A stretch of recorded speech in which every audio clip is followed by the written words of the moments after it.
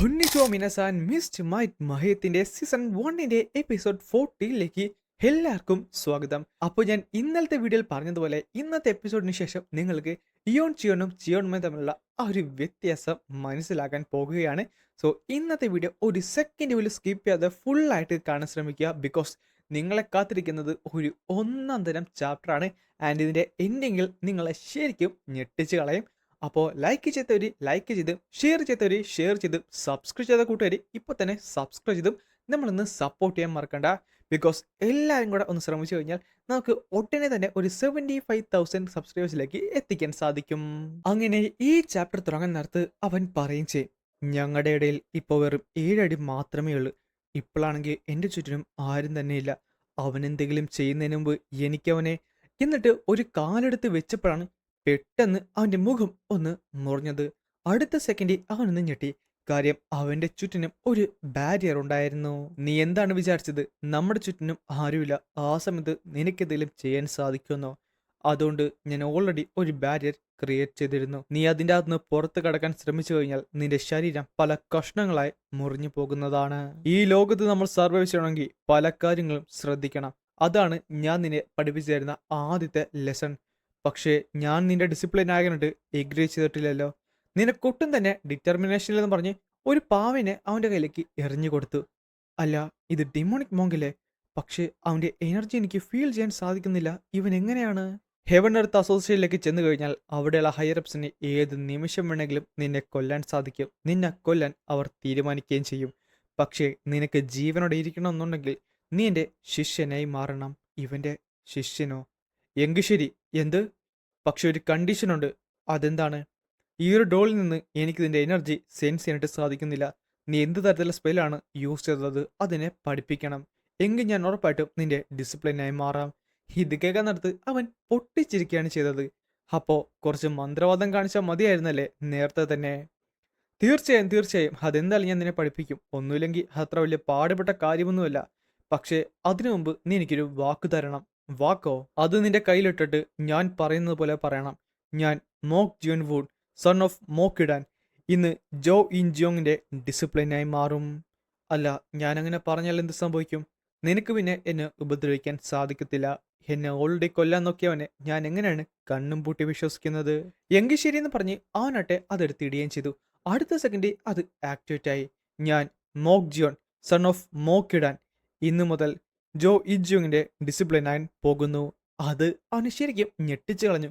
ഇത്ര പെട്ടെന്ന് അവനത് അക്സെപ്റ്റ് ചെയ്തെന്ന് വിചാരിച്ചത് പോലുമില്ല. ബിക്കോസ് ആ കയ്യിലിട്ടത് the bracelet of cursed words ആണ്. ഇതിട്ടുകൊണ്ട് ഒരു വാക്ക് പറഞ്ഞു കഴിഞ്ഞാൽ ആ വാക്ക് കൊടുത്ത ആളെ ഒരിക്കലും ഡിസൊബേ ചെയ്യാനായിട്ട് സാധിക്കത്തില്ല. അത് മാത്രമല്ല ഇത് കയ്യിൽ നിന്ന് ഊരാനും സാധിക്കത്തില്ല. ജോ ഇജോങ് എന്ന് പറയുന്നത് സത്യം പറഞ്ഞാൽ അവൻ ആഗ്രഹിക്കുന്ന എല്ലാം നേടണമെന്ന് ആഗ്രഹമുള്ള ഒരു വ്യക്തിയായിരുന്നു. ആൻഡ് ഇന്നവന് ഒരു ഡിസിപ്ലിനെ ആഗ്രഹിച്ചു. അതവൻ നേടിയെടുക്കുകയും ചെയ്തു. ഇത് പിടിച്ചോ എന്ന് പറഞ്ഞ് പെട്ടെന്ന് ഒരു പുസ്തകം അവന്റെ കയ്യിലേക്ക് കൊടുത്തു. The secret of Dedo. അതെ, ഞാൻ തന്നെ എഴുതിയ പുസ്തകമാണ്. അതിൻ്റെ അകത്ത് നീ ചോദിച്ച ആ ഒരു സ്പെല്ലും ഉണ്ട്. അതെല്ലാം തന്നെ പഠിച്ചിട്ട് തിരിച്ചു വാ. Thank you master. അല്ല, ഇത് അണ്ടു ചെയ്യുന്നില്ലേ ഈ ഒരു ബാരിയർ? അതും അതിൻ്റെ അകത്ത് തന്നെയുണ്ട്. നീ തന്നെ പഠിച്ച് ചെയ്താൽ മതി. ഞാൻ നിനക്ക് 2 മണിക്കൂർ സമയം തരാം. പിന്നെ 2 മണിക്കൂറിനുള്ളിൽ നീ വന്നില്ലെങ്കിൽ പിന്നെ എന്താണ് സംഭവിക്കാൻ പോകുന്നതെന്ന്? അത് കൊള്ളാം. തുടങ്ങിയതേ ഉള്ളു. അതിനു മുമ്പ് തന്നെ അവൻ എന്നെ പഠിപ്പിക്കാൻ തുടങ്ങിയോ? ഫൈനലി ആ ഒരു മന്ത്രവാദി പോയല്ലേന്ന് പറഞ്ഞ് നമ്മുടെ ബ്ലൂ സ്പിരിറ്റ് നേരെ നിലത്തേക്ക് വന്നു. പെട്ടെന്ന് അവനൊരു അറ്റാക്ക് ചെയ്യാൻ അവളാട്ടെ അത് ഡോട്ട് ചെയ്യുന്നുണ്ട്. നീ എന്ത് ചെയ്യുവാണ്? ഞാൻ ഒരു കാര്യം ചെക്ക് ചെയ്തതാണ്. എന്ത്? പക്ഷെ ഉള്ളത് പറയാലോ, നീ ആ ഇലൂഷൻ്റെ അകത്ത് കിടന്ന് ഓടുന്ന കാണാൻ എന്ത് രസമാണെന്ന് അറിയാമോ? ഞാൻ ചിരിച്ച് ചിരിച്ച് അയ്യോ എനിക്ക് ഓർക്കാൻ മേലേ. പക്ഷേ മോർട്ടൽ, ആ ഒരു ബ്രേസ്ലെറ്റ് അത് ശരിക്കും പവർഫുൾ ആണ്. നീ എന്തിനാണ് അങ്ങനെ ഒരു വാക്ക് കൊടുത്തത്? ഇത് കിട്ടാനായിട്ട് ഇത് കിട്ടാനായിട്ട് അതുപോലത്തെ ഒരു വാക്ക് കൊടുത്തോ? അതൊട്ടും നിന്നെ പോലെ ഹേ, അതെന്തായാലും വലിയ കാര്യമില്ലെന്ന് പറഞ്ഞ് അവനാട്ടെ അതങ്ങോട്ട് ഊരിയെടുത്തു. ഏ, പക്ഷെ എങ്ങനെ? എന്തേ, എന്റെ പേര് പറഞ്ഞ് വാക്ക് കൊടുത്തോണ്ടാണോ? പക്ഷേ എന്റെ പേര് മോക്ക് ജിയോൺ വൂൺ എന്ന് അല്ല. അത് മാത്രമല്ല മോക്കിടാൻ എന്റെ അച്ഛനുമല്ല. അല്ല, ഇനിയപ്പോ ഓടിപ്പോകാനാണോ നിന്റെ പ്ലാൻ? സത്യം പറഞ്ഞാൽ അതായിരുന്നു. ഇപ്പൊ എന്തായാലും എന്റെ മനസ്സ് മാറ്റി. ഞാൻ എന്റെ ശിഷ്യനാകാൻ പോകുകയാണ്. എന്ത്? നീ നീ ആ ഹെവൻ എർത്ത് അസോസിയേഷനിലെ ഒരാളാകാൻ പോകുകയല്ലല്ലോ? പെട്ടെന്ന് അവൻ നിന്റെ കൈയെടുത്ത് പൊക്കി. ഞാൻ ഒരു കാര്യം കേട്ടു. എന്താണ്? 6 ഹെവൻസ് ആൻഡ് 8 സ്റ്റാർസ്. ഇത് മുറിമില തന്നെ ഏറ്റവും സ്ട്രോങ്ങസ്റ്റ് പേഴ്സണാണ് റെഫർ ചെയ്യുന്നത്. സത്യം പറഞ്ഞാൽ ഹെവൻസ് ലെവലിലേക്ക് എത്തിയവരാണ് ഈ 6 ഹെവൻസ് എന്ന് വിളിക്കുന്നത്. എന്നാൽ അവരുടെ അത്ര എത്തിയില്ലെങ്കിലും ശരിക്കും സ്കിൽഫുൾ ഉള്ള ഈ ഹ്യൂമാനിറ്റിനെ തന്നെ പീഡിപ്പിക്കാൻ കെൽപ്പുള്ളവരാണ് ഈ 8 സ്റ്റാർസ് എന്ന് വിളിക്കുന്നത്. നീ പറയുന്ന ഫാൻറ്റം സോഡ് ഉണ്ടല്ലോ, അവൻ ഈ 8 സ്റ്റാറിലെ ഒരു അംഗമാണ്. 17 വർഷങ്ങൾക്ക് മുമ്പ് അവന്റെ ഫാൻറ്റം സോഡ് ശരിക്കും പോപ്പുലർ ആയിരുന്നു. ആൻഡ് അതേപോലെ തന്നെ അവൻ ബഞ്ച് ഓഫ് എക്സ്പേർട്ട് അല്ല ഓർത്തഡോക്സ് മാർഷൽ ആർട്ടിസ്റ്റിനെ കൊന്നുകളഞ്ഞു. സോ അങ്ങനെ ചെയ്യണമെന്നുണ്ടെങ്കിൽ ഈ ഫാൻറ്റം സോഡ് എന്ന് പറയുന്നത് ഒന്നെങ്കിൽ റോയൽ പാലസിലായിരിക്കണം, അല്ലെങ്കിൽ ദ ഹെവൻ എർത്ത് അസോസിയേഷനിലെ ഒരാളായിരിക്കണം. അപ്പോൾ എനിക്ക് അവനെ അവിടെ വെച്ച് കണ്ടെത്താൻ സാധിക്കുമല്ലേ, ദ ഹെവൻ എർത്ത് അസോസിയേഷനിൽ വെച്ച്. അതുകൊണ്ട് ഞാൻ അവൻ്റെ ശിഷ്യനാകാൻ തീരുമാനിച്ചു. എനിക്ക് അവിടേക്ക് അവൻ്റെ ശിഷ്യനെ നുഴഞ്ഞു കയറി അവനെ കണ്ടെത്താൻ സാധിക്കുമല്ലോ. ആ സമയത്താണ് അവൾ പറയുന്നത്, ഇത് ശരിക്കും ഒരു കോയിൻസിഡൻസ് ആണോ? എന്ത്? മേ ബി ഇത് നമ്മുടെ ഫെയ്ത്ത് ആയിരിക്കും, അല്ലെങ്കിൽ ഒരു കോയിൻസിഡൻസ് തന്നെ. നിനക്കും ഹെവൻ എർത്ത് അസോസിയേഷനിലേക്ക് കയറി ചെല്ലണം. സത്യം പറഞ്ഞാൽ നമ്മൾ കണ്ടപ്പം മുതൽ നീ എന്താണ് ഈ പറഞ്ഞു വരുന്നത്? എനിക്ക് മോർട്ടൽ, നീ എൻ്റെ ശിഷ്യനായി മാറണം, എന്നിട്ട് എൻ്റെ കർമ്മ അത് നീ ചുമക്കണം, അതിനുശേഷം നീ എന്നെ അവഞ്ച് ചെയ്യണം. അതൊട്ടും തന്നെ പ്രതീക്ഷിക്കാത്ത കുറച്ച് വാക്കുകളായിരുന്നു. അല്ല, പറഞ്ഞതുപോലെ ഒന്നുകൂടെ ചിന്തിക്കാൻ നേരത്ത് അവൾക്ക് അവരോടുള്ള ദേഷ്യം അത് വളരെ കൂടുതലായിരുന്നു. നിനക്ക് അവരോട് എന്തെങ്കിലും കണക്ഷൻ ഉണ്ടോ? അതിലുപരി അത് കുറച്ചധികം നാളായില്ലേ, സമയം അത് കടന്നുപോയില്ലേ, എന്നിട്ട് നിനക്ക് ആ ദേഷ്യം? നീ എന്താണ് ഈ പറയുന്നത്? സമയം നിനക്ക് വേണ്ടി കാത്തിരിക്കുമെന്നാണോ? നീയും ഞാനും എല്ലാം ഒന്നാണ്. സമയം ആർക്കു വേണ്ടിയും കാത്തിരിക്കത്തില്ല. ആ നാറിയുടെ ആ നാറിയുടെ ബ്ലഡ് ലൈനെ എനിക്കൊരിക്കലും വെറുതെ വിടാനും പറ്റത്തില്ല. സത്യം മറിഞ്ഞു പോകുമായിരിക്കും, പക്ഷേ ഈ ലോകം തന്നെ നീർന്നാലും ആയുഷ്കാലം മുഴുവൻ കഴിഞ്ഞാലും എനിക്ക് അവരോടുള്ള വെറുപ്പ് 1% പോലും കുറയത്തില്ല. എൻ്റെ ശരീരം കത്തിച്ചാമ്പലായാലും എനിക്ക് അവരെ കൊല്ലണം. അത് ഈ ലോകത്തിനെ ചോരയിൽ കുളിപ്പിക്കാനാണെങ്കിലും എനിക്ക് കുഴപ്പമില്ല. പിന്നെ കാണുന്നത് അവൻ രക്തത്തിൽ മുങ്ങി താഴുന്നതാണ്. ഇതിന് ശരിക്കും ആഴമുണ്ട്. ബ്ലൂ സ്പിരിറ്റിന്റെ ദേഷ്യത്തിന് ശരിക്കും ആഴവും അതേപോലെ ഡാർക്കുമാണ്. നൂറ്റാണ്ടുകൾ കഴിഞ്ഞിട്ട് പോലും അവൾക്ക് ആ ഒരു ദേഷ്യവും വെറുപ്പും കുറഞ്ഞിട്ടില്ല. ഇത് ശരിക്കും ഒറ്റപ്പെടലാണ്. തീർച്ചയായും ഞാൻ നിന്റെ ഡിസിപ്ലിൻ ആകാം. അവളത് ഞെട്ടുകയും ചെയ്തു. എന്നിട്ട് പറയും ചെയ്യും, പിന്നല്ല, പക്ഷെ ഒരു കണ്ടീഷനുണ്ട്. എനിക്കറിയണം എന്തുകൊണ്ടാണ് ഞാൻ ഈ റിവെഞ്ച് ചെയ്യാൻ പോകുന്നതെന്ന്. എനിക്കറിയാൻ മേലത്തൊരു കാര്യത്തിൽ ഞാൻ ഇൻവോൾവ് ആകുന്നത് അതത്ര നല്ലതല്ലല്ലോ. പക്ഷേ അവളൊന്നും തന്നെ മിണ്ടിയില്ല. കുറച്ചു സമയത്തിന് ശേഷം അവൾ പറയും, ഞാൻ നിന്നോട് ഒരു കാര്യം പറയാം. ദ ഹെവൻ എർത്ത് അസോസിയേഷൻ 3 ഡിവിഷനായിട്ടാണ് ക്രിയേറ്റ് ചെയ്യപ്പെട്ടിരുന്നത്. അതിലൊന്ന് ദ മൂൺ ഡിവിഷൻ ആയിരുന്നു. നീയപ്പോ അതിലെ പാർട്ടായിരുന്നല്ലേ? അവൾ വീണ്ടും ഒന്നും മിണ്ടിയില്ല. എനിക്കറിഞ്ഞൂടാ എന്താണ് സംഭവിച്ചതെന്ന്. പക്ഷേ അവൾ പറയാൻ ഇത്ര ഹെസിറ്റേറ്റ് ചെയ്യുന്നുണ്ടെങ്കിൽ അതെന്തായാലും അത്ര നല്ലതായിരിക്കത്തില്ല. പക്ഷേ എൻ്റെ പേര് ജിയോങ് എന്നാണ്. എനിക്ക് ഉറപ്പായിട്ടും സമയം കടക്കാൻ നേരത്ത് അതിനെപ്പറ്റി അറിയാൻ സാധിക്കും. ഞാൻ നിന്റെ വില്ല് ഇൻഹെറിറ്റ് ചെയ്യാൻ തയ്യാറാണ്. ഞാൻ ദ മൂൺ ഡിവിഷനെ ക്യാരി ചെയ്യാൻ തയ്യാറാണ്, നിന്റെ ശിഷ്യനായിട്ട്. ആ പിന്നെ രണ്ടാമത്തെ കണ്ടീഷൻ, ഞാൻ നിന്നെ മാസ്റ്റർ എന്ന് വിളിക്കത്തൊന്നുമില്ല. അതെന്താണ്? നീ അങ്ങനെ മാസ്റ്റർ എന്ന് വിളിച്ചല്ലോ, പിന്നെന്താണ് എന്നെ? പിന്നെ നീ എൻ്റെ ഫെമിലിയർ സ്പിരിറ്റ് ആണ്, എന്നിട്ട് നീ എന്നെ മാസ്റ്റർ എന്ന് വിളിക്കത്തില്ലല്ലോ. ഡിമോണിക് മോങ്ക് എപ്പോഴും എന്നെ മാസ്റ്റർ എന്നാണ് വിളിക്കുന്നത്. ഓ, എന്തെങ്കിലും ആകട്ടെ. അല്ല, നീ എന്തിനാണ് ചിരിക്കുന്നത്? ചുമ്മാ ചിരിച്ചതാണേ. അപ്പൊ പിന്നെ നമുക്ക് ഇവിടുന്ന് പോയാലോ?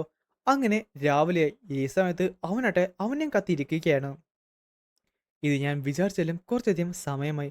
ഞാൻ ഓർത്തത് അവൻ ഇതിന് മുമ്പ് തന്നെ ഇവിടേക്ക് എത്തുമെന്നാണ്. പക്ഷേ അല്ല, ഞാൻ പോയി ചെക്കൗട്ട് ചെയ്യണോ? പെട്ടെന്നാണ് ജിയോങ് അവിടേക്ക് നടന്നു വന്നത്. അവനെ കണ്ടപ്പോൾ ബാക്കിയുള്ള എല്ലാവരും ഒന്ന് ഞെട്ടി. അവൻ സർപ്രൈസ് ആയിട്ട് അവിടെ നിന്നു.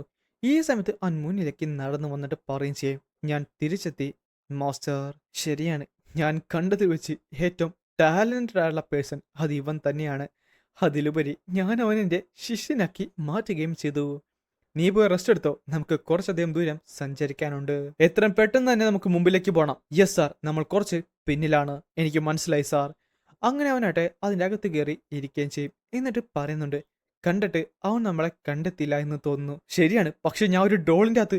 ഈ സമയത്ത് ബ്ലൂ സ്പിരിറ്റ് കിടന്ന് ഉച്ച വെക്കുന്നുണ്ട്. കാര്യം അവൾ ആ ഡോളിൻ്റെ അകത്ത് പെട്ടിരിക്കുകയാണ്. ദേ കിടന്ന് ബഹളം വെക്കല്ലേ, അതിപ്പോ തന്നെ പൊട്ടും. ഓ എനിക്കറിയാം, പക്ഷെ എങ്കിലും നീ വിഷമിക്കണ്ട, ഞാൻ നിനക്ക് വേണ്ടി നല്ലൊരു വെസലിനെ കണ്ടെത്തും. വളരെ ചെറിയ സമയം കൊണ്ട് തന്നെ എനിക്ക് ആ ബാരിയറിൽ നിന്ന് പുറത്തു വരാൻ സാധിച്ചു. അതിനുശേഷം ആ ഒരു ആത്മാവിലെ ഡോളിലേക്ക് ആവാഹിക്കുന്നതും ഞാൻ പഠിച്ചു. അതെന്തായാലും ശരിക്കും ഉപകാരപ്പെട്ടു. ഇതിനെപ്പറ്റി അങ്ങനെ മന്ത്രവാദി മനസ്സിലാക്കിയ അവൻ ഉറപ്പായിട്ടും ഞെട്ടും. അപ്പോ നമുക്കിനി പോകാം ദ ഹെവൻ എർത്ത് അസോസിയേഷനിലേക്ക്. അങ്ങനെ 2 ആഴ്ചയോളം കഴിഞ്ഞു ഈ യാത്ര. എന്നിട്ട് മുന്നിലേക്ക് പൊക്കോണ്ടിരിക്കുവാണ്.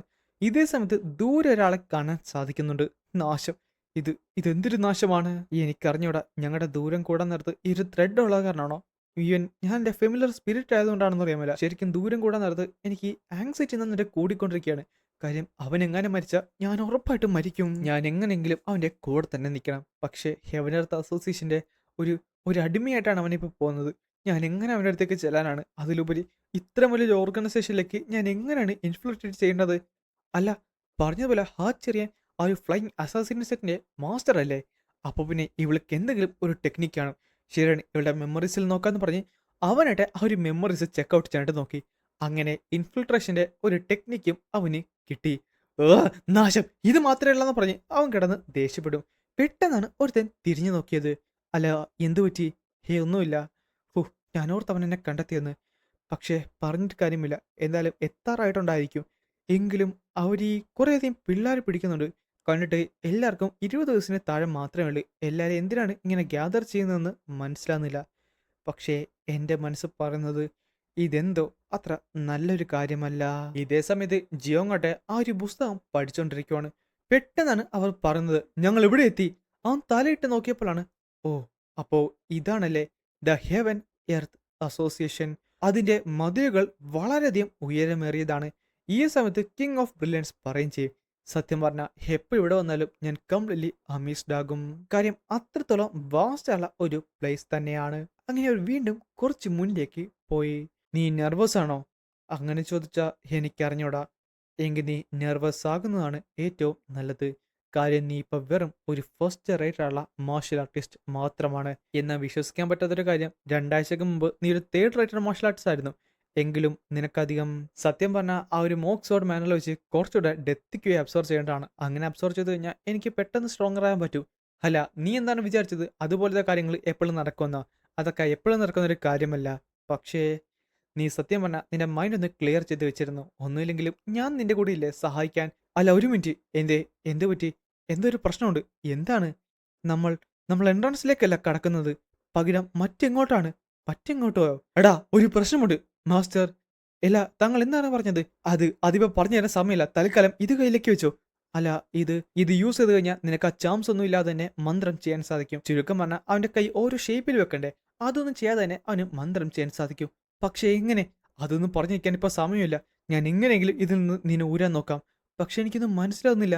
ദ ഹെവൻ എർത്ത് അസോസിയേഷന്റെ ലീഡർ അദ്ദേഹം പറഞ്ഞത് നിങ്ങൾ 2 ബ്രദേഴ്സിനെയും ആ ഒരു കോപ്സ് ബ്ലഡ് വാലിയിലേക്ക് അയക്കാനാണ്. ദി കോപ്സ് ബ്ലഡ് വാലിയോ? പിന്നെ കാണിക്കുന്നത് അവന്റെ മുഖത്ത് രക്തം ചീന്തി നിൽക്കുന്നതാണ്. അവന്റെ മുമ്പിൽ ഒത്തിരിയധികം പേര് മരിച്ചു കിടപ്പുണ്ട്. ദി കോപ്സ് ബ്ലഡ് വാലി അത് കുറച്ചധികം ആൾക്കാരെ ടെസ്റ്റ് ചെയ്യുന്ന ഒരു സ്ഥലമാണ്. അതിലുപരി അവിടെ സർവൈവ് ചെയ്യുന്നവരുടെ റേറ്റ് എന്ന് പറയുന്നത് വെറും 10% താഴെ മാത്രമാണ്. ആ സമയത്ത് ജിയോങ്ങിനെ കാണാൻ സാധിക്കുന്നുണ്ടായിരുന്നു. കണ്ണെത്താ ദൂരത്തോളം ശരീരങ്ങൾ. നീ എന്തു വന്നാലും അത് എൻഡ്യൂർ ചെയ്യണം. നീ എന്തൊക്കെ വന്നാലും അവിടെ പിടിച്ചു നിൽക്കണം. ഞാൻ പാവ്ലിയൻ മാസ്റ്ററായിട്ട് ഒന്ന് സംസാരിച്ചു നോക്കട്ടെ. എങ്ങനെയെങ്കിലും നിന്നെ അവിടുന്ന് പുറത്ത് കിടത്താം. അതുകൊണ്ട് ഒരു കാര്യം നീ മനസ്സിൽ വെച്ചേക്കണം. ഒരു വഴി കണ്ടെത്തണം. നീ സർവൈവ് ചെയ്യാനായിട്ട് ഒരു വഴി കണ്ടെത്തണം. താങ്കൾക്ക് ഇനി മുന്നിലേക്ക് വരാൻ സാധിക്കത്തില്ല. ഈ ഒരു പോയിന്റ് തൊട്ട് ടെസ്റ്റ് ചെയ്യപ്പെടുന്നവർക്ക് മാത്രമേ മുന്നിലേക്ക് പോകാൻ പറ്റത്തുള്ളൂ. എന്നിട്ട് കുറച്ചധികം ഗാർഡ്സ് അവിടേക്ക് നടന്നു വന്നു. Hey orthodox kid, welcome to the corpse blood valley. വേഗം എല്ലാവരും മുന്നിലേക്ക് നടക്ക്. പിന്നെ കാണുന്നത് അവർ നേരത്തെ ഗ്യാദർ ചെയ്ത ആ 20 വയസ്സിന് താഴെ പ്രായമുള്ള എല്ലാവരെയും അവിടെ കൊണ്ട് നടത്തിക്കുന്നതാണ്. നമ്മുടെ യങ്ങസ്റ്റും ആ കൂട്ടത്തിലുണ്ടായിരുന്നു. സത്യം പറഞ്ഞാൽ ആഴ്ചയ്ക്ക് ശേഷമാണ് മരിയക്കൊന്ന് പുറത്തിറങ്ങിയത്. അപ്പോഴേക്കും ഇവർ ഈ സമയത്ത് ജിയോങ്ങിനെ അവൻ കാണുന്നുണ്ട്. ഡാ, നീ അവിടെ നിൽക്കുന്ന പറഞ്ഞപ്പോഴാണ് പെട്ടെന്നൊരു ഗാർഡ് അവനെ അറ്റാക്ക് ചെയ്തത്. ശബ്ദിക്കാതെ പതുക്കുന്നതാ. നാശം! അവരെ ഇന്നർ എനർജിയും ബ്ലോക്ക് ചെയ്തു. എങ്ങനെ എക്സ്പ്ലെയിൻ ചെയ്യാനായിട്ടാണ്? ഇതെല്ലാം തന്നെ ജിയോ ശ്രദ്ധിക്കുന്നുണ്ടായിരുന്നു. ദ ഫോർബിഡൻ പാത്ത് ലോക്ക് അതൊരു നീഡിലാണ്. അതായത് ഒരു ഇന്നർ എനർജി സർക്കുലേഷൻ ബ്ലോക്ക് ചെയ്യുന്ന ഒരു നീഡിൽ. അത് മോക്ക് യൂച്ചിന് മാത്രമല്ല എൻ്റെ ശരീരത്തും ഇവിടെയുള്ള ഓരോരുത്തരുടെ ശരീരത്തും അവർ വെച്ചിട്ടുണ്ട്. പക്ഷെ ഇവരെന്ത് ചെയ്യാനാണ്? ബ്ലൂ സ്പിരിറ്റ്, നിനക്ക് ഇതിനെപ്പറ്റി എന്തെങ്കിലും അറിയാവോ? അല്ല, എനിക്കെങ്ങനെ അറിയാനാണ്? ഞാനുണ്ടായിരുന്ന സമയത്ത് എന്തായാലും ഹെവൻ എർത്ത് അസോസിയേഷൻ ഇങ്ങനെയൊന്നും ചെയ്യാറില്ലായിരുന്നു. ഇതെന്തായാലും മോർട്ടൽ, നീ എന്തായാലും ഒന്ന് സൂക്ഷിക്കുന്നത് നല്ലതാണ്. ഇതത്ര നല്ലതായിട്ട് എനിക്ക് തോന്നുന്നില്ല. പിന്നെ കാണിക്കുന്നത് അവർ ക്ലിഫിന്റെ സൈഡിൽ വന്നതാണ്. അവിടെ കുറച്ചധികം ഗാർഡ്സ് നിൽപ്പുണ്ടായിരുന്നു. അത് മാത്രമല്ല, അത് മാസീവുള്ള ഒരു ക്ലിഫായിരുന്നു. പകുതിക്ക് വെച്ച് കൂടിയ എല്ലാരെയും എനിക്കിവിടെ കാണാൻ സാധിക്കുന്നുണ്ട്. പക്ഷെ ഇവരെല്ലാരും എന്തിനാണ് ഇവിടേക്ക്? പെട്ടെന്നാണ് ഒരു റെഡ് മാസ്ക് ഇട്ട പുള്ളി പറയുന്നത്, ഇവിടെ വെച്ച് നിങ്ങൾ എല്ലാവരും ടെസ്റ്റ് ചെയ്യാനായിട്ട് പോകുകയാണ്. പെട്ടെന്ന് എല്ലാരും ഞെട്ടി. എന്ത് ടെസ്റ്റ് ചെയ്യാനോ? നിങ്ങൾ എല്ലാരും ഇവിടെ വെച്ച് ടെസ്റ്റ് ചെയ്യപ്പെടും. ദേ ഈ കാണുന്ന മാർബിൾ കണ്ടോ? അത് ആ കാണുന്ന അരുവിയിലുണ്ട്. അവിടുന്ന് നിങ്ങൾ ഇത് ഒരെണ്ണം എടുത്തേണ്ടി വരണം. ഇതെടുക്കാത്ത എല്ലാരും ടെസ്റ്റിൽ ഫെയിൽ ആകുന്നതാണ്. പെട്ടെന്ന് കൈപൊക്കി, അല്ല ഒരു നിമിഷം, ഞങ്ങൾ ഇവിടുന്ന് വന്നത് എല്ലാവരും വേറെ സ്ഥല സെക്റ്റിൽ നിന്നും ക്ലാൻസിൽ നിന്നുമാണ്. അതിലുപരി ഞങ്ങളുടെ എനർജിയും എല്ലാം വ്യത്യാസം. സോ ഈ ഒരു മാർബിൾ എടുത്തുകൊണ്ട് ടെസ്റ്റ് ചെയ്യുന്നത്. പെട്ടെന്നാണ് അവന്റെ മുഖത്തേക്ക് ആ ഒരു മാർബിൾ വന്ന് പതിച്ചത്. അവന്റെ തലയിലേക്ക് തറച്ചു കയറി അവൻ മരിച്ച നേരെ നിലത്തേക്ക് വീഴുകയും ചെയ്തു. സ്റ്റാറ്റസ്, ഇന്നർ എനർജി, ഇതൊന്നും ഇവിടെ ഒരു പ്രശ്നമേ അല്ല. ഇവിടെ ആവശ്യമുള്ളത് അനുസരണയാണ്. നിങ്ങൾ പറയുന്നത് കേട്ടില്ലെങ്കിൽ നിങ്ങൾ മരിക്കും. നിങ്ങൾ പറയുന്നത് അനുസരിച്ചില്ലെങ്കിൽ നിങ്ങൾ മരിക്കും. നിങ്ങൾ ചെയ്യേണ്ടത് ചെയ്തില്ലെങ്കിൽ നിങ്ങൾ മരിക്കും. നിങ്ങൾ ടെസ്റ്റിൽ പാസ്സായില്ലെങ്കിലും നിങ്ങൾ മരിക്കും. സോ എല്ലാവരോടും എനിക്കൊന്നേ പറയാനുള്ളൂ, welcome to the corpse blood valley. ഇതേ സമയം പിന്നെ കാണിക്കുന്നത് കിങ് ഓഫ് ബ്രില്യൻസിനെ, പിന്നെ ആ ഒരു മന്ത്രവാദിനെയാണ്. നാശം, ഞാൻ പറഞ്ഞതല്ലേ അതിന്റെ ഡിസിപ്ലിൻ ആണെന്ന്. പക്ഷേ പറഞ്ഞിട്ട് കാര്യമില്ലായിരുന്നു. അസോസിയേഷൻ ഹെഡ് എന്തോ തറപ്പിച്ച് തന്നതുപോലെ. അതിലുപരി നീ എനിക്കറിയാവുന്നല്ലേ, അസോസിയേഷൻ ലീഡറിന്റെ ഓർഡേഴ്സ് ആബ്സലൂട്ടാണ്. നമ്മൾ എന്തായാലും അത് ഫോളോ ചെയ്യണം. എനിക്കതറിയാം. പക്ഷേ ആ ഒരു കോപ്സ് ബ്ലഡ് വാലിയിലേക്ക് എന്തിനാണ് അവൻ അയച്ചത്? അതിലുപരി എനിക്ക് ഇത്ര നല്ലൊരു ഡിസിപ്ലിനെ എനിക്ക് ചിലപ്പോൾ കിട്ടത്ത് പോലുമില്ല. നല്ലൊരു ഡിസിപ്ലിനോ? അത് തന്നെ കുറവാണ്. സത്യം പറഞ്ഞാൽ ദി ഹെവൻ എർത്ത് അസോസിയേഷനിലെ ഒരാൾക്ക് പോലും ചെയ്യാൻ പറ്റാത്തൊരു കാര്യമാണ് അവൻ ചെയ്യുന്നത്. നൂറ്റാണ്ടുകളായി നഷ്ടപ്പെട്ട ഒരു ടെക്നിക് അവൻ അതേപോലെ തിരിച്ചു കൊണ്ടുവന്നു. എനിക്കറിഞ്ഞൂടാ എന്തുകൊണ്ടാണ് അദ്ദേഹം ഇങ്ങനെ ചിന്തിച്ചതെന്ന്. അതിലുപരി ഈ ഒരു കോപ്സ് ബ്ലഡ് വാലിയിലേക്ക് അവനെ അയക്കണമെന്നുണ്ടെങ്കിൽ, അല്ല നീ സംസാരിക്കില്ലേ, ഒരു നിമിഷം വെയിറ്റ് ചെയ്യേ. എനിക്ക് തോന്നുന്നത് അദ്ദേഹം അവനെ ടെസ്റ്റ് ചെയ്യുകയായിരിക്കുമെന്ന്. പിന്നെ കാണിക്കുന്നത് ഒരു ചന്ദനത്തിരി പോലത്തെ സാധനം കത്തുന്നതാണ്. ടെസ്റ്റ് ഇവിടെ തുടങ്ങുകയാണ്. പെട്ടെന്നാണ് എല്ലാവരും ജീവനം കൊണ്ട് ആ ഒരു അരുവിലേക്ക് ഓടിയത്. കാര്യം അതൊരെണ്ണം കിട്ടില്ലെങ്കിൽ അവർ മരിക്കുമെന്ന് അവർക്ക് ബോധ്യമായി. ഈ ഇരിക്കുന്ന സ്റ്റിക്ക് കത്തിത്തീരാനായിട്ട് കൃത്യം അരമണിക്കൂറോളം എടുക്കും. അതിനു മുമ്പ് നിങ്ങൾ അത് കൊണ്ടുവന്നില്ലെങ്കിൽ നിങ്ങൾ മരിക്കും. പിന്നൊരു കാര്യം, നിങ്ങളുടെ എണ്ണത്തിനെക്കാട്ടും കുറവാണ് അവിടെയുള്ള മാർബിൾസ്. സോ പെട്ടെന്ന് ചെയ്യുന്നതായിരിക്കും കുറച്ചുകൂടെ ബെറ്റർ. നാശം, ഈ സമയത്ത് യങ്ങസ്റ്റ് മുമ്പിലേക്ക് ഓടുകയും ചെയ്യും. അല്ല മോക് ജിൻവുൺ, നീ എന്താണൊന്നും ചെയ്യാത്തത്? നീ എന്താണ് അവിടെ തന്നെ നിൽക്കുന്നത്? നാശം, അതാലോചിക്കേണ്ട സമയമല്ലത്. ഒരു മാർബിൾ കിട്ടിയില്ലെങ്കിൽ ഞാൻ ഉറപ്പായിട്ടും. അതേസമയം ആ ഒരു തിരി കത്താനും തുടങ്ങി. നാശം, ഒന്നും കിട്ടുന്നില്ലല്ലോ. ഇതെവിടെയെന്നും പറഞ്ഞു തപ്പും. പെട്ടെന്നാണ് ഒരുത്തൻ ഞെട്ടിയത്. അല്ല, എനിക്ക് കിട്ടി, ഞാൻ ഒരെണ്ണം കണ്ടെത്തി. ഹാ, ഞാൻ കിട്ടി, എനിക്ക് കിട്ടി. എനിക്ക് എനിക്ക് ഭാഗ്യമുണ്ട്.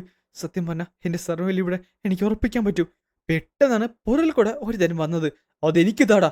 പിന്നെ ഞാൻ തരത്തില്ലെന്ന് പറഞ്ഞ് അവൻ നേരെ മുന്നിലേക്ക് ഓടി. നീ എവിടെ നിൽക്കുന്നതാണ് നല്ലത്, അല്ലെങ്കിൽ ഞാൻ നിന്നെ. പിന്നെ ഇത് ഞാൻ കഷ്ടപ്പെട്ട് കണ്ടെത്തിയാണ്. ഇത് ഞാൻ നിനക്ക് തരത്തില്ലെന്ന് പറഞ്ഞ് അവൻ മുന്നിലേക്ക് ഓടി ചെന്നത് നമ്മുടെ ജിയോങ്ങിന്റെ മുമ്പിലേക്കായിരുന്നു. ജിയോങ്ങാട്ടെ അവന്റെ വട്ടം കയറി നിൽക്കുകയും ചെയ്തു. അല്ല, ഇവൻ എന്താണ് ചെയ്യുന്നത്? അവനവിടെ അനങ്ങിയത് പോലുമില്ലേ? ഇവന് മാർബിൾ വേണ്ടേ? ഈ സമയത്ത് ഇതെല്ലാം കണ്ടുകൊണ്ട് ആ ഒരു മിസ്റ്റീരിയസ് ഉള്ള പേഴ്സൺ അവിടെ നിപ്പോണ്ട്. അതിലുപരി അവൻ അതെല്ലാം ശ്രദ്ധിക്കുന്നുണ്ട്. എടാ അവിടെ നിൽക്കുന്നു പറഞ്ഞോണ്ട് ആ പുറകിൽ കൂടെ ഒരുത്തൻ ഓടി വന്ന്, നാശം നാശം, എനിക്ക് മറ്റു മാർഗമില്ല, ഞാനിതാർക്കും തരത്തില്ലെന്ന് പറഞ്ഞ് അവൻ നേരെ അത് വായിലിട്ടെടുത്തിട്ടു. എടാ വീട്ടിൽ അങ്ങനെ ചെയ്യല്ലേ. പെട്ടെന്നാണ് അവൻ മിഴുങ്ങിയത്. അടുത്ത സെക്കൻഡിൽ ജിയോങ് അവന്റെ കഴുത്തിന് കയറി കുത്തി പിടിച്ചു. അത് കണ്ടപ്പോ എല്ലാരും ഒന്ന് സ്റ്റക്കായി. എന്റെ ദൈവമേ, ഇതെന്താണ്? നീ എന്റെ ജോലി വീണ്ടും പ്രയാസമാക്കുകയാണല്ലോ. ആ സമയത്ത് ജിയോങ് അവന്റെ കഴുത്ത് പിടിച്ച് ഞെരിക്കാനായിട്ട് തുടങ്ങി. അവന്റെ തൊണ്ടയുടെ ഫ്രണ്ട് ഭാഗമാണെന്ന് മാത്രം. അവൻ വേദന കൊണ്ട് അലറാൻ നിർത്ത്. ഒരാൾക്ക് പോലും അവിടുന്ന് കണ്ണെടുക്കാൻ പറ്റില്ല. കാര്യം അവനവന്റെ ജീവനോട് കിടന്ന് പിടയുകയായിരുന്നു. അവിടുത്തെ ഗാർഡ്സും ആ ഒരു ഹെഡും എല്ലാരും നോക്കിക്കൊണ്ട് നിന്നപ്പോ ജിയോങ് അവന്റെ കഴുത്തിന്റെ മുൻഭാഗം അവന്റെ ശരീരത്തിൽ നിന്ന് പറിച്ചു നിരെ പുറത്തേക്കെടുത്തു. പിന്നെ കാണുന്നത് അവന്റെ കഴുത്തിൽ നിന്ന് മുകളിലേക്ക് ചോര ചീറ്റുന്നതാണ്. അത്ഭുതത്തോടെ എല്ലാരും നോക്കിക്കൊണ്ട് നിന്നു. പേടിച്ചു പറിച്ച് നേരത്തെ കൊണ്ടുവരുത്താൻ പുറകിലേക്ക് വീണു. അപ്പോഴേക്കും അവൻ വലിച്ചു പറിച്ച ആ ഒരു മാംസത്തിൽ നിന്ന് ആ ഒരു മാർബിൾ അവന്റെ കൈയിലേക്ക് വീണു. എന്നിട്ട് തിരിഞ്ഞ് നടക്കാനും തുടങ്ങി. പിടച്ച് പിടച്ച് അവന്റെ പുറകിൽ കടന്ന് ആ ഒരു വ്യക്തി മരിച്ചു വീഴുകയും ചെയ്തു. ഇതേ സമയം ആ മാർബിൾ കൊണ്ട് അവിടെ പൊക്കി കാണിച്ചു. ഇതേ സമയത്ത് ഇതെല്ലാം തന്നെ ബ്ലൂ സ്പിരിറ്റ് കാണുന്നുണ്ടായിരുന്നു. ആ ഒരു വ്യക്തി അവനെ തന്നെ തുറച്ചു നോക്കി. ചിയോൺമയായിട്ട് ചിരിച്ചുകൊണ്ട് അത് അവന്റെ നേരെ വെച്ച് നീട്ടുകയും ചെയ്തു. അപ്പോഴാണ് ബ്ലൂ സ്പിരിറ്റ് പറഞ്ഞത്, ഇവനെപ്പോലൊരു വ്യക്തി ഇവിടേക്ക് ഒരിക്കലും വരാൻ പാടില്ലായിരുന്നു. ആ ടൈമിൽ ആ മാസ്ക് വെച്ച അവൻ പറയും ചെയ്യും, നീ പാസ്സായിരിക്കുന്നു. അത് കേൾക്കാൻ നേരത്ത് നമ്മുടെ ജിയോങ് അഥവാ ചിയോൺമ അത് കേട്ട് ചിരിക്കുന്നുമുണ്ട്. അതും കാണിച്ചുകൊണ്ടാണ് ഈ ഒരു എപ്പിസോഡ് ഇന്നിവിടെ അവസാനിക്കുന്നത്. ഗൈസ്, ഇയോൺ ചിയോനും ചിയോൺമയും തമ്മിലുള്ള ഏറ്റവും വലിയ വ്യത്യാസം ഇത് തന്നെയാണ്. ഇയോൺ ചിയോൻ അനാവശ്യമായി ആരെയും കൊല്ലത്തില്ല. അവനെതിരെ ഒരാൾ വന്നാൽ അവൻ ഉറപ്പായിട്ടും കൊല്ലൂ. പക്ഷെ ചിയോൺമ അവന്റെ എതിരെ ഒരാൾ വന്നാലും അവന് എതിരെ ആരെങ്കിലും നിൽക്കാൻ നോക്കിയാലും അവന്റെ വട്ടം ആരെങ്കിലും വന്നാലും വന്നില്ലെങ്കിലും അവന് കൊല്ലണമെന്ന് തോന്നിക്കഴിഞ്ഞാൽ ആരാണെങ്കിലും അവൻ കൊല്ലും.